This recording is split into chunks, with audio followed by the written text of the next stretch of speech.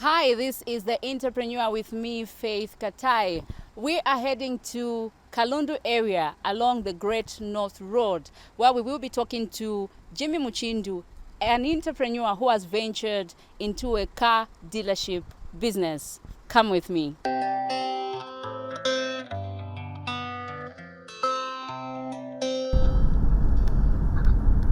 Hello, good morning, sir. Fine. Is that Mr. Jimmy Muchindu? Yes.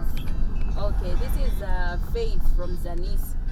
I was asking for the directions where you are located exactly in Kalundu.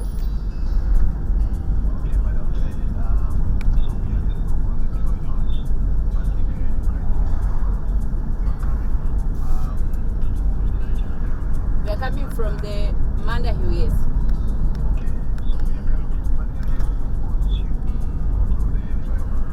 Yes.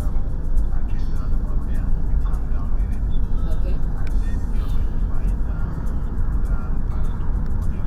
Yes.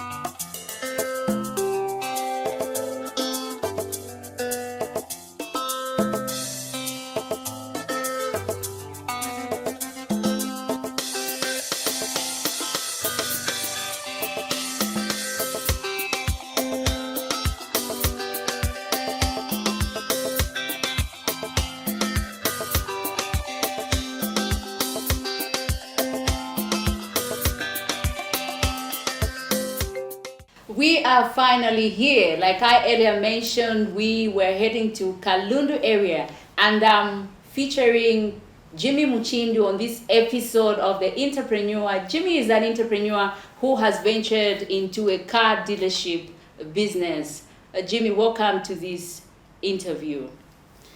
Thank you, Faith. Thank you for having me today.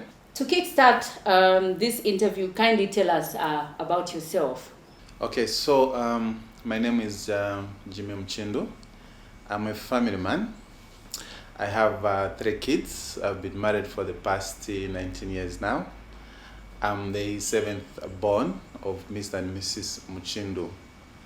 And I'm also the CEO of Jelumu Zambia. How has been the journey of becoming an entrepreneur? Okay, so I would say that it hasn't been a smooth ride. You know, in each and every business, there is ups and downs, you know, and so it's the same with the car dealership business. I've been into this business now for the past 10 years, and I should say that actually I started seeing, you know, things changing, and this business, you know, making profit after about 6 years after registration, after we started the business. So it has been a learning process, and we keep on learning every day. What really inspired you to get into this car dealership business? Okay, so what actually inspired me to start this business, I should say it's my father. You know, my father used to work as a driver in the UNIP government then. He used to drive the MPs at the time. So he would always come home with different, you know, vehicles. And whenever he's checking those vehicles, I would be around him, all over him. And it was from that moment that I started developing interest in cars, you know. So as I grew up, I realized that actually the love for vehicles even became, you know, much more. And then I decided to venture into the car dealership business because my my idea or my desire was actually to make it simple for each and every person to own a vehicle. So then I said, okay, fine, how am I going to do this? So I realized that we have a lot of people today that do not drive. They are not driving, they don't own any vehicle, and they would love to own one. So I said, why can't we make it possible for such people? That's how I introduced the payment plans that we do have now, because I know that people have got financial commitments. They are building, they are investing in different businesses, and at the same time they want to own a vehicle. And we know that now owning a vehicle is not a luxury but a necessity. Each and every household needs a vehicle. So that's how we started these payment plans, and that's how I just ventured into this business with this passion from my dad. So Jimmy, I would like you to share the worst investment that you've done when it comes to business. I'll tell you one thing, that I've actually tried a number of businesses before, a number of them. At some point, I bought some buses. I wanted to try transportation business. I also had taxis, I wanted to try that business. At some point, I'd opened also butcheries, groceries, mention them. And also I used to travel a lot to Dubai, to go and buy electronics stuff and, just different stuff. Now, when it comes to a bad investment that I've experienced in my journey of an entrepreneur, I think there was a time that, somebody mentioned to say, if you can bring blank CDs, you can make a lot of money, So I decided to go to Dubai to order the blank CDs. That time we never used to have this live streaming that we have now, social media stuff, YouTube. So I went to Dubai and I bought a lot of CDs, blank CDs, to supply all the studios in Osaka, at the time. And I think the mistake that I made was to put those CDs on a plane, cargo plane. It was expensive for me. And when they reached the airport, I paid a lot of money in terms of taxes and stuff. By the time I was pricing them, it was way too much for people to buy those CDs from me. So I had to reduce. I think that was the bad investment, decision that I made. So tell us about your business. What does it involve? Okay, so I think earlier on I mentioned, we bring in cars from South Africa, from Japan, from Singapore, from UK, from anywhere in the world, So what it is that you come to Jelumu, Zambia, and then you order a vehicle with us. And once that vehicle is ordered, we give you a payment plan. Okay, we're not going to say, give us, excuse me. Okay, so we are not going to say, give us everything like 100%. We are going to allow you to pay in 6 months, 12 months, or 24 months payment plan. So you only pay a deposit of 30%, then the balance is paid in 6 months, 12 months, or 24 months. Let's take a short break. This is Jimmy Muchindu. Keep watching the Entrepreneur on Zanis TV, the People's Channel. Welcome back. This is the Entrepreneur, a program where we feature individual entrepreneurs and how they have thrived in their businesses. On this episode, I'm featuring Jimmy Muchindu, who has ventured into car dealership business, and he's telling us how he has thrived in his business. So Jimmy, back to our interview. How do you stay ahead of the competition in the car dealership business? So I think answering your question, how do I get to be ahead of my competitors? I think our focus mostly is on satisfying our customers.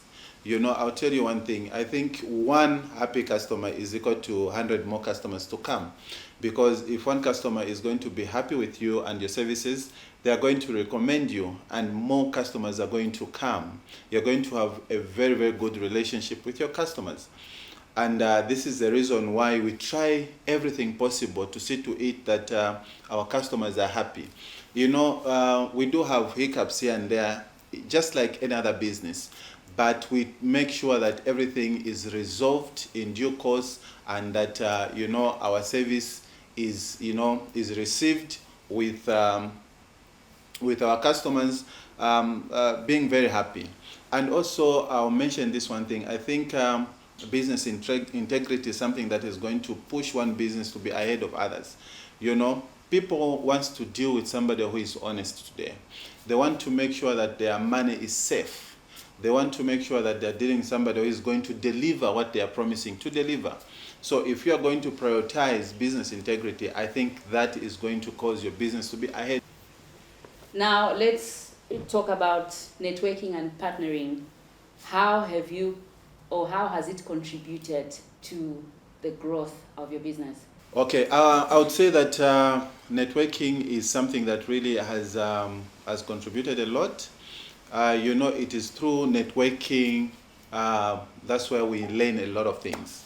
You know, there are people that have gone ahead of us in terms of business, and through networking we are able to meet with these people and talk and be able to learn, you know, from them on how they have managed to handle, you know, the glitches here and there in their businesses. So I would say that networking is something that is very important, and we need to continue networking so that we can learn from people that may be doing better than us, so that those lessons, if applied in our businesses, you know, we are going to push our businesses forward. And also when it comes to partnering with other people, we love especially to, you know, when talk of partnership, it's in different areas and levels. But one partnership that I would love to talk about is us partnering with our customers. I think just like Elia, you know, mentioned, it's very much important when you partner with somebody and have confidence in you, because then they're going to recommend you, then they're going to come back, then they're going to talk about your business elsewhere.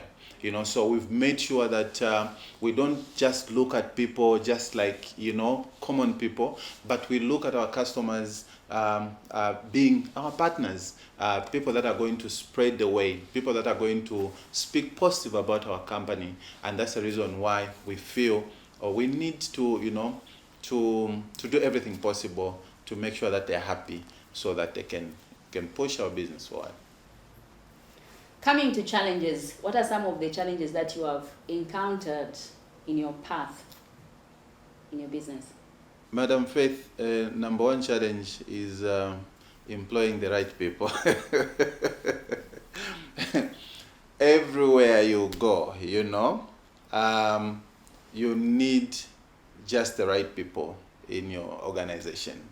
If you have the right accountant, you are safe. If you have the right salespeople, they are going to bring in sales. If you have the right, you know, admin, operations, and so on and so forth. So, number one challenge is employing the right people. So you need to be very careful when it comes to you as an entrepreneur, you know, employing people.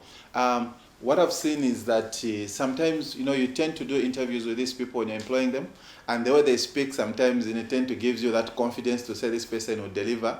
And, you know, some of the people that I've doubted actually are the people that have produced more results than the people that I thought, bringing this person on board, I think our company is going to go higher, you know. So I focus so much on results and not what somebody is, you know, able to talk and things like that.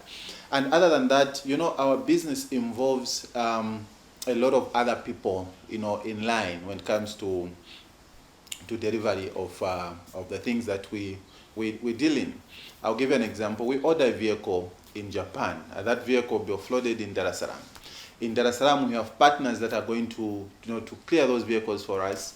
There are drivers that are going to drive those vehicles all the way to the border.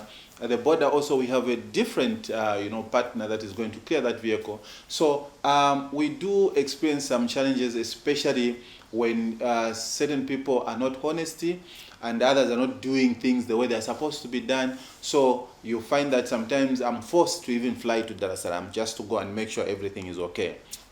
Sometimes I go to the border. I think you've seen some of the videos where I'm at the border, I'm doing ABCD. Why? Because sometimes you feel, certain people are not doing what they're supposed to do. So those are some of the challenges.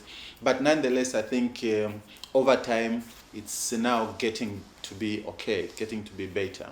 In terms of empowerment, how many people have you empowered in your company?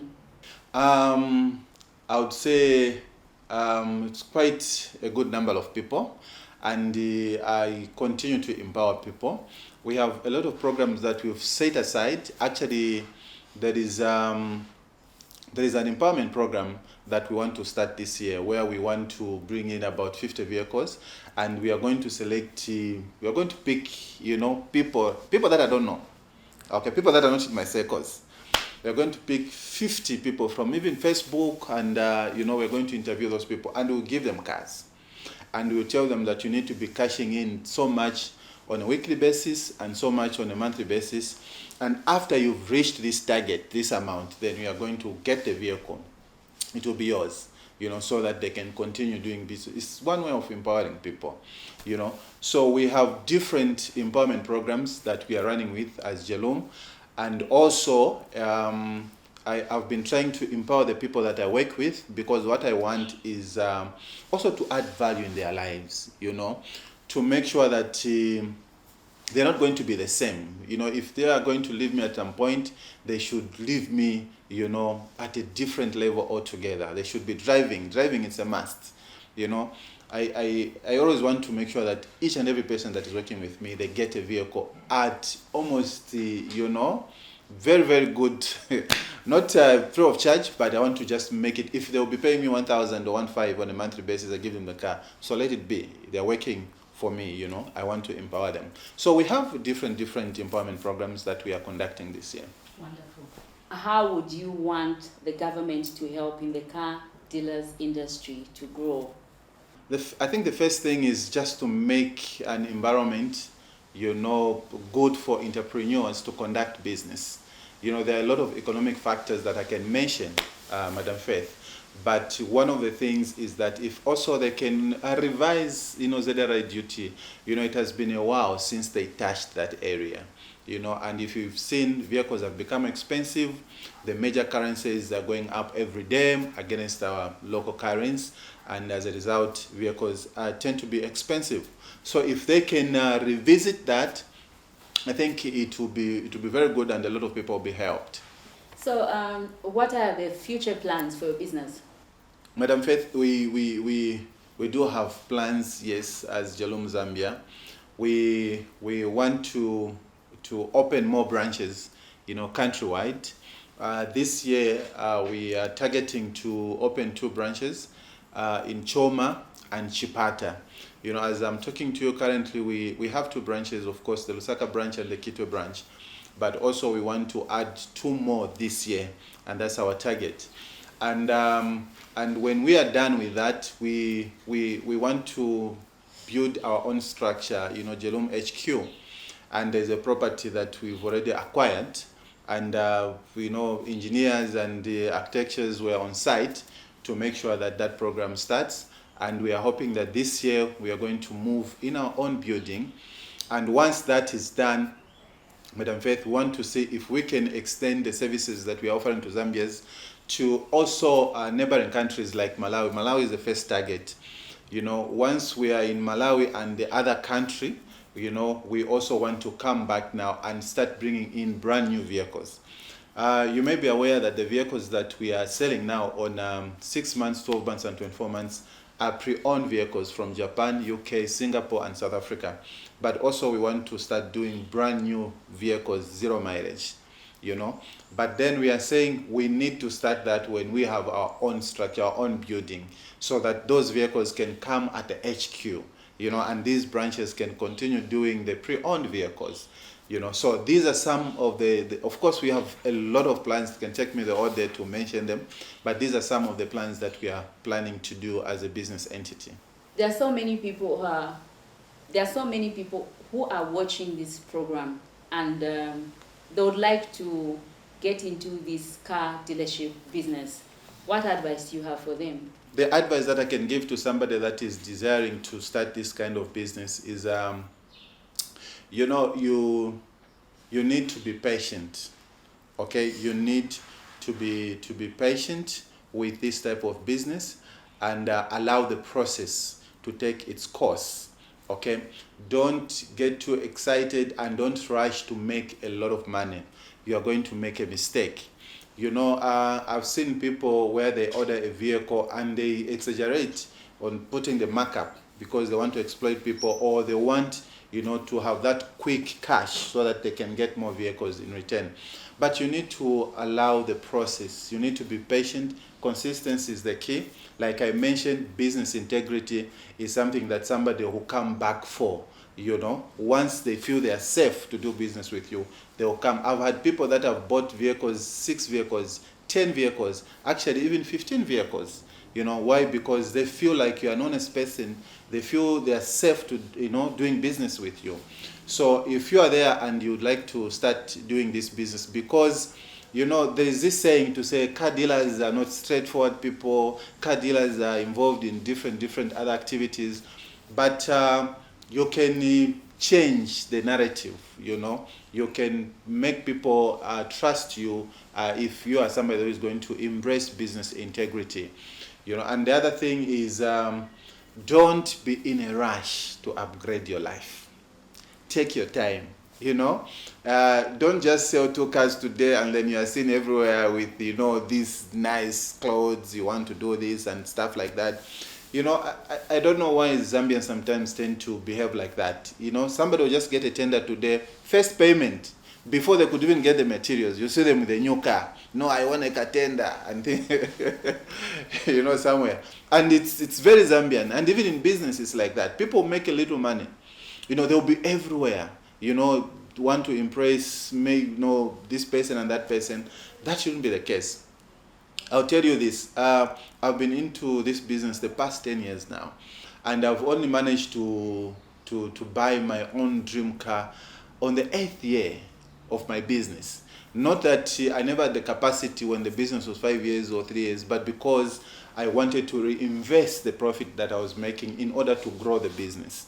So you don't need to be in a rush to upgrade your life. You don't need to be in a rush to get these fancy vehicles. A time will come when you do those things without even your business shaking. You build the house that you love, beautiful house. You get a beautiful car. You take your kids to beautiful schools. You do everything. You go for vacations, for holiday, without even struggling when that time comes. So be patient, allow the process, and make sure that you embrace business integrity. People should trust you. People should feel safe, with you handling their money. I think that is going to help you build your business. Beautiful. Jimmy, thank you for making an appearance on the Entrepreneur. We greatly appreciate. Thank you, Faith. It's a pleasure. Well, viewers, that is all we prepared for you on the Entrepreneur. This has been Faith Katai saying bye-bye.